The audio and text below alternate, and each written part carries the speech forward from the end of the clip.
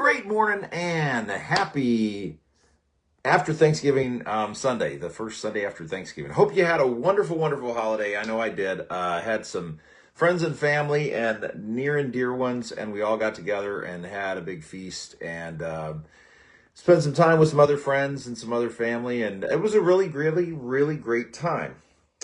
So, this is Ascension Healing Fellowship. I am Pastor Bob, and this is the Sunday service for the first Sunday after Thanksgiving.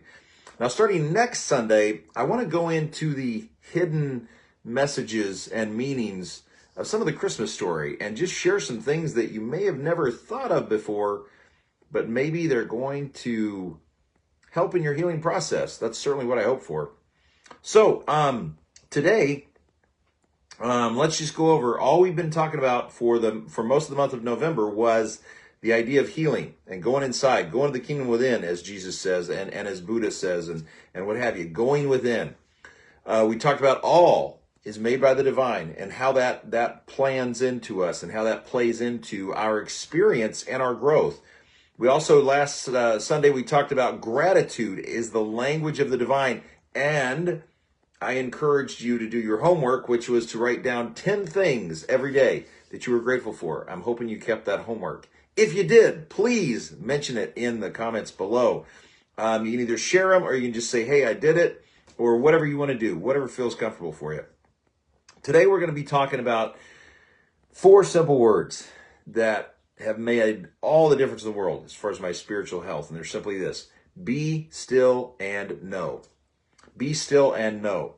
I like to say be still and rest, because I believe in the spiritual world there's very, very little that you can know. But the beautiful thing about faith is you don't have to know it, you believe. And in that belief is healing. So, to do this, we're going to start off with a meditation, as we always do. And just take a few deep breaths in and just say, be still and know. And in the exhale, perfect love is in all. Breathe in, be still and know that perfect love is in all. Be still and rest. Perfect love is in all. If that works better for you, be still and rest. Perfect love is in all. And let's just do that a few times. And as you breathe in, if you notice any stress in any part of your body, just kind of breathe into that space. And when you release, to say, perfect love is in all. Just see that stress going out with that breath.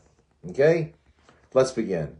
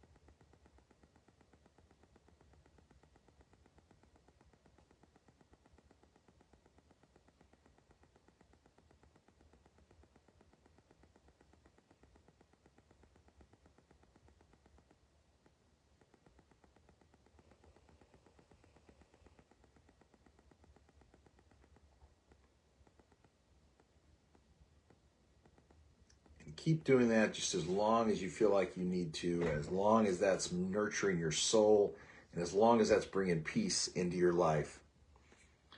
I'm going to read a passage to you from Isaiah 55, 8 through 11, and then I want to read a little bit more to you in another passage. Okay, so here it is, 55, verse 8 through 11, Isaiah. For my thoughts are not your thoughts, neither are your ways my ways, declares the Lord. Whenever I see declares the Lord, I just say declares love. Okay? So, for my thoughts are not your thoughts, for your ways are not my ways, declares love. For as the heavens are higher than the earth, so are love's ways higher than your ways, and love's thoughts than your thoughts. For as the rain and snow come down from heaven and do not return there, but water the earth, making it bring forth and sprout, giving seed to the sower and bread to the eater, so shall my word be that goes out from my mouth. It shall not return to me empty, but it shall accomplish that which I purpose, and shall succeed in the thing for which I sent it. Then in 56, I want to read 56 verse 3. Let not the foreigner who has joined love say, the love will surely separate me from their people. And let not the eunuch say, behold, I am a dry tree. We're going to read more from that passage, but I want to share that with you because Isaiah 56:3 talks about that the ways that things happen are not love's ways. They're not our ways. They are love's ways. And we can't understand love's ways because they're not in accordance with our ways. But you see, we get hung up on this physical experience. And because we're hung up on this physical experience, we don't see the growth and we don't see what's happening. And sometimes we don't really go into the soul like we need to. So today we're going to talk about that. We're going to talk about being still and resting. Being still and simply resting. So my question to you is, where is your rest? What are you resting in? You can rest in a lot of different things, but there's only one thing that you can rest in that's going to give you peace that passes all understanding. And that's what we're sharing today. As you recall from a couple of weeks ago, I talked about all is from the divine. Now I want us to talk about just stopping for a minute and listening to the voices that are going on here and the voices that are going in here and the voices that control us. The voices that literally control who we are, what we do, and how things work in our life. Because this is a crucial point to whether or not we're going to have a great life or a existence. It's an absolutely crucial point for you to understand this. Is your rest in politics? Let's take that for a minute. Are you resting in politics? How many different political systems and political parties and political leaders has the world seen in just the last 10 years? Try 20 years. Try 25. Try 30. How many different ideas, how many different bills have been voted in? How many different monarchs have fallen? How many different dictators and fascists and presidents and kings and queens? How has that allowed for anyone to have rest in that?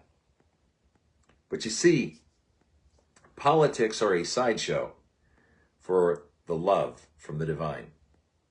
Politics, I believe, are one of the great sideshows, one of the great demonic sideshows for what perfect love really wants to do in our life, which is to let us know our identity and who we rest in and how that rest can make a life of peace that passes all understanding.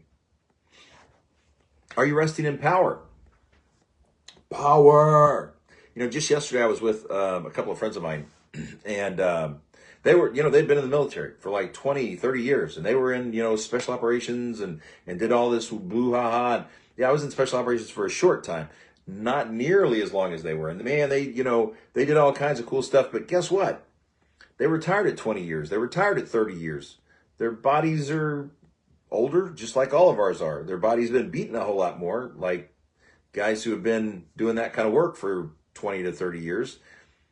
But my point is that physical power always leaves us. Physical power is temporary. Politics are temporary. And the third thing, prestige. How many people in your lifetime, how many stars have come and gone from Hollywood? How many people have come onto the stage just to leave? You ever heard the term one-hit wonder? I mean, there's so much about prestige and keeping up with the Joneses that will never satisfy you. So my question to you is, where is your rest today? Because if your rest is in either one of those three systems of the world, you're following a sideshow as opposed to the main event. And the main event is this: you, just as you are loved beyond human comprehension by perfect love that will never leave you or forsake you, just as you are, just as you are. So, is your resting place in a place that gives you peace that passes all understanding? Is your resting place a place that's like, I have to keep returning to it because there's a whole lot of outside noise, right? You go to work, there's noise. You go home, there's noise. You go here, there's noise. You go there, there's noise. Part of the reason why I get up around 3 a.m. because I love my soul time, my spirit time, and I cannot do without it. It just makes all the difference in the world. But knowing who you are and practicing that knowledge, that's where peace passes all understanding. Let me say it again. Knowing who you are and practicing who you are, that's life's sweet spot. That's life's sweet spot. You know, Jesus was tempted in 4 ways, and you've heard me say this before. He was tempted in the power. He was tempted in the prestige. He was tempted in the politics, He was tempted in politics. He was tempted in power. He was tempted in prestige. He was tempted in all of those ways. He was tempted in the possessions. He was tempted in those ways that would be the sideshow. And what did he say? Nope, man doesn't live by bread alone. Nope, don't need that. Don't need that. Don't need that. But he was also tempted in a 4th way that people forget. He was tempted to forget his identity. And what's key to this and what's crucial for you is to remember your identity. What is your identity? Your identity. Your identity is a beloved child of the divine. Let me say that again. Your identity is a beloved child of the divine who's perfect love and will never leave you or forsake you. Living in that identity gives life that passes amazing bounds, life that has no bounds, life that is lived in love and peace and hope and grace. So today, we're going to talk about that.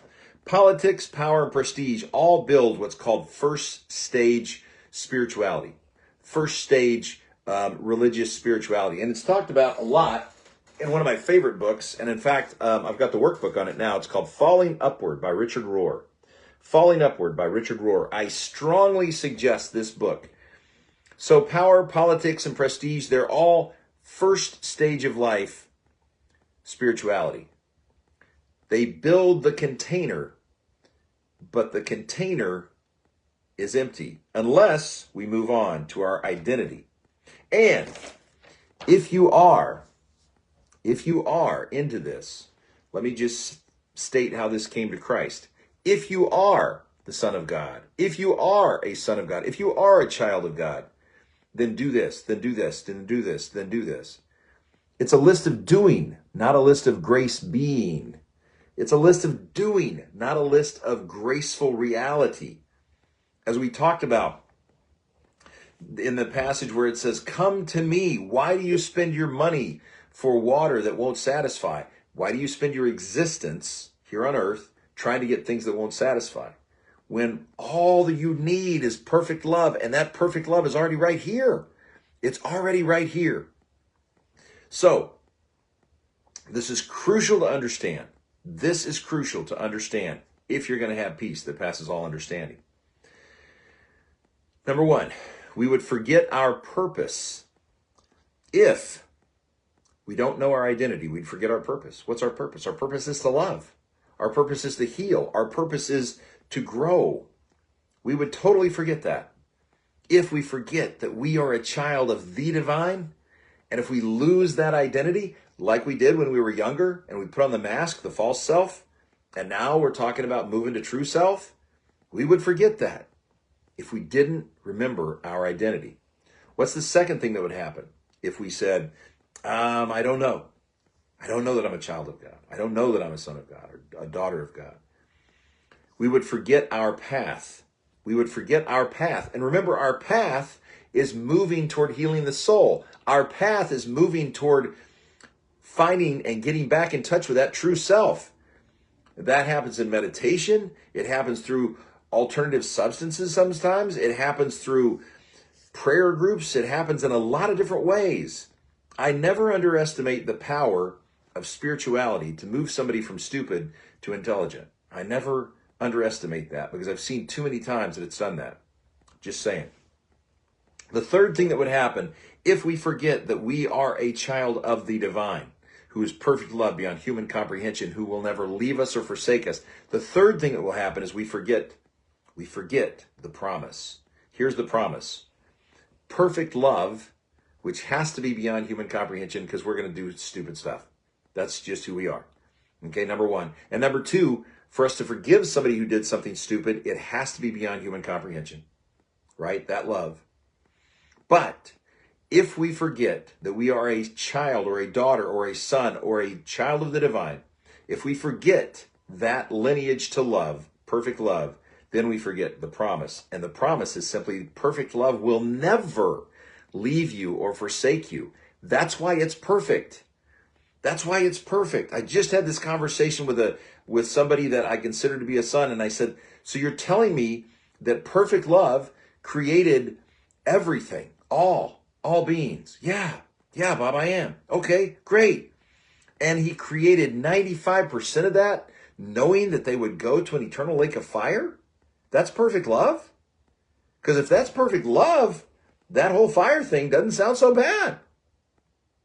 Just saying. So, growing greater rest in our identity. Growing greater rest in our identity. I've got some things for you to YouTube, and I've got some things that you can, a link that's in the description with this video that will help you with this. But, growing our identity. Number one, I strongly encourage meditation. I strongly encourage meditation. And the link to what's called Insight Timer, which is something I use daily, is in the description of this service. So take a look at that. The second thing, contemplative group near me. You can just Google contemplative group near me. Contemplative meditation first kind of brought back to the norm by a guy by the name of Thomas Merton, who, by the way, is a wonderful writer, lived in the 60s, did most of his writing in the 50s and 60s.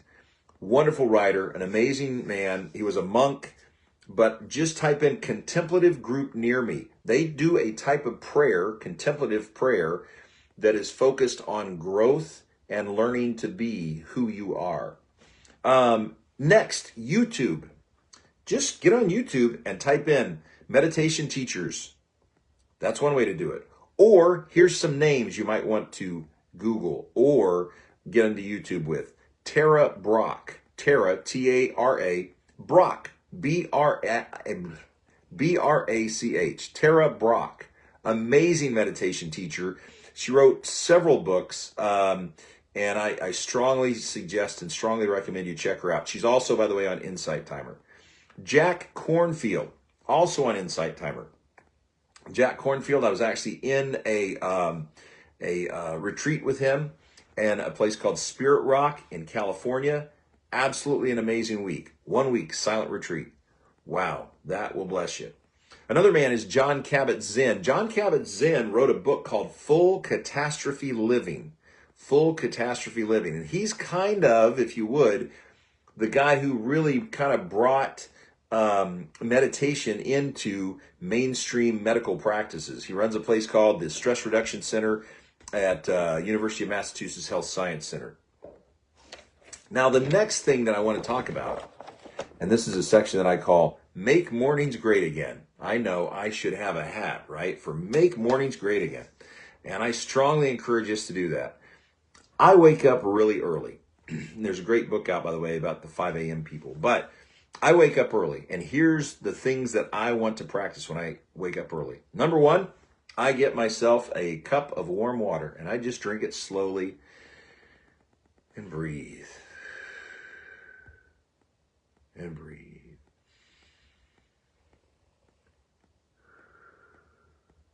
And I might just look at a Christmas tree.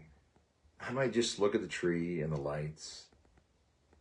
But I begin to think how blessed I am. In fact, before I get out of bed, while I'm still laying there, when I first wake up, I say, thank you for Hope, my puppy here. Thank you for Happy, our older dog. Thank you for my wife, Kat. Thank you for our one-eyed cat, Nobby. Thank you for our other cat, Mama Mia. Thank you for her 2 kittens that are still with us. I go through the gratitudes because before my feet hit the floor, I want to speak the language of the divine. And remember from last week, the language of the divine is gratitude. So that's the first thing that I would say. The next thing that I would say is just listen.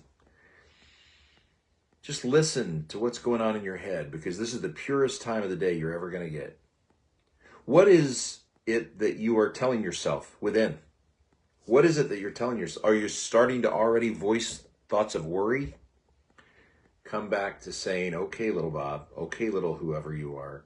Hey, listen, the divine is in you and you are in the divine, and it's all working out for good.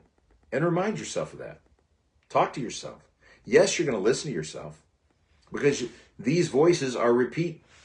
A lot of them are just simply on repeat. So listen to those voices. Next, I write. I write out my gratitudes. I write out what I can remember from last night's dreams. I write out what I'm hearing in my head, and I write out how that's affecting me, because that's important stuff. And I need to remember this so that I can face that later on in the day if I need to. Next, I meditate. And I use Insight Timer for that. It's got a great timer, and you can actually have some background sound like some guitar, some soulful guitar, maybe even a waterfall. Then I meditate. And oh, by the way, they've got some great classes on there, everything from basic meditation to all different types of meditation to classes on healing of all types. I strongly encourage you to get the Insight Timer. Next, I pray. I pray. A lot of times in meditation, something will come to mind, and I just want to put it out there to the divine. I just want to get it off my chest and give it to the divine. And I also read. Like I said, one of the things that I'm rereading right now and going through this study guide is Falling Upward. Yeah, I'm sorry. I couldn't remember that. Had kind of a flash in there. So, Falling Upward. Fantastic book by Richard Rohr. But again, Tara Brach has written some great books. Another man that you might want to go on YouTube with, Thich Nhat Hanh, phenomenal writer. Father Thomas Keating, Richard Rohr on YouTube. It's got a lot of great information. In fact, his True Self, False Self, or False Self, True Self, one of those two, is on YouTube. And it's a fantastic way to get in touch with that. So, what am I saying? Well, I'm saying that we've talked about how to go within. And if you want to go back to last week or the week before that, you're going to have some more hints and insights on how to go within and heal. But you've had a treasure trove of things that you need to go and find, and you need to go and you need to take responsibility for your own spiritual path. If you need help with that, if you want to talk with somebody who can kind of help guide you on that, great. Reach out to Ascension Healing Fellowship. Leave a message on one of our posts. Get on here and say, yeah, I want to know more about how alternative substances can help me. I want to know more about meditation. I want to know more about Thich Nhat Hanh. I want to know more about anything or everything, because we're here to help you heal. I'm not here to make a political statement.